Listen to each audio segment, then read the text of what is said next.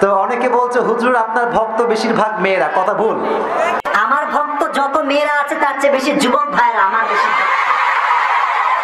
আর অনেক মেয়ের কাছে তো আমি অপ্রিয় হয়ে গেছি, আজকাল অবস্থা খুবই খারাপ আমার তোমাদের পক্ষে কথা বলতে গিয়ে। আমার কথা হচ্ছে ভাই, কোন মেয়ে যুবকের সঙ্গে বেইমানি করবে আর আমি আসিফ চুপ থাকবো, এটা কোশ্চেন কেন? আমাকে কে পছন্দ করলো, কে ভালোবাসলো, কে ভালোবাসলো না, এটা দেখার সময় আমাদের কাছে নাই।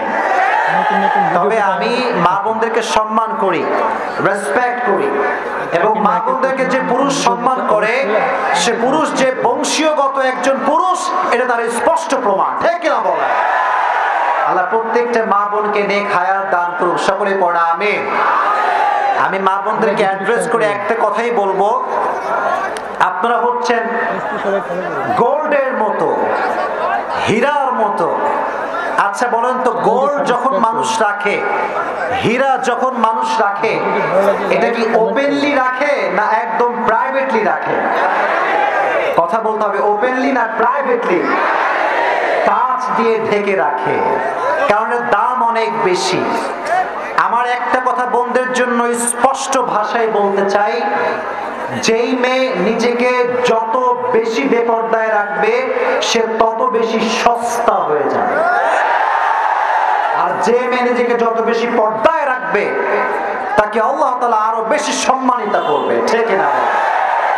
অনেক মেয়ে মনে করে যে আজকালকার যুবকরা মনে হয় বেপর্দা মেয়েকে বেশি পছন্দ করে। No, it's absolutely wrong idea.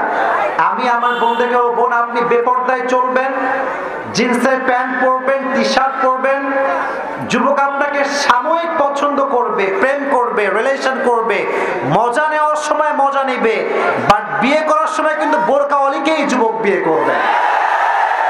This is the truth. তো আপনাকে যুবকরা শুধু ব্যবহার করবে, আসল সময় আপনাকে খবর নিবে না। এজন্য প্রকৃতপক্ষের দিনদার জীবন সঙ্গী চাইলে পর্দা ছাড়ার কোনো গতি নাই, ঠিক না?